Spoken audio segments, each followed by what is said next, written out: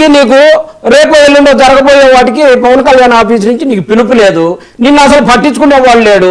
నీకు నువ్వు ఏడొచ్చి మాట్లాడటం, వైఎస్ఆర్ కాంగ్రెస్ పార్టీ మీద నిందలేయటం దానికోసం వచ్చినట్టుగా ఉంది. కానీ అసలు రావటం సబ్జెక్ట్ ఎత్తుకోకుండా దేని సందర్భంలో ఎక్కడైనా ఒక లైన్ ఏదైనా మాట్లాడితే అదొక అందం.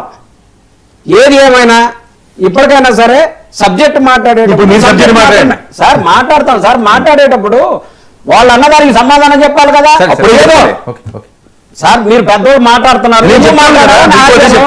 ఒక డెకరం మెయింటైన్ చేయండి, కంపెనీ మాట్లాడండి సబ్జెక్ట్కి. ఇవాళ కూడా ఆయనకి ఆ పార్టీ నుంచి సస్పెండ్ లో లేకపోతే ఇంకోటి తీసేశారు, అలాంటి వారిని తీసుకొచ్చి చర్చల్లో పెట్టించి బూతులు మాట్లాడించి 29 మేము వచ్చిన వెంటనే అరెస్టులు చేయిస్తాము, ఎవరు ఉన్నారు అందరిని తీసుకెళ్ళి లోపల పెడతామని జగన్మోహన్ రెడ్డి గారు అంటారు. 29 వరకు అంటే ఇంకా 3.5 సంవత్సరాలు చిల్లర ఉన్నది ఆయనకి. మరి ఈ లోపల ఈ హెచ్చరికలు చేస్తుంటే వాళ్ళు పెట్టరా అని కొంతమంది ప్రశ్నిస్తున్నారు. ఏ విషయంలో పెడతారు? ప్రభుత్వాలు అరెస్టులు చేయిస్తాయా, పోలీసులా?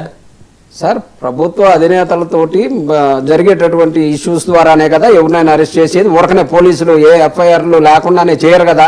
ఒక ఇది చేస్తే ఇది తప్పు, దానికి సంబంధించి ఖచ్చితంగా జైల్లో పెడతామని చెప్పేసి జగన్మోహన్ రెడ్డి గారు చెప్పడం జరిగింది. జగన్మోహన్ రెడ్డి గారు అధికారంలోకి వచ్చాక తప్పకుండా జైల్లో పెడతారు.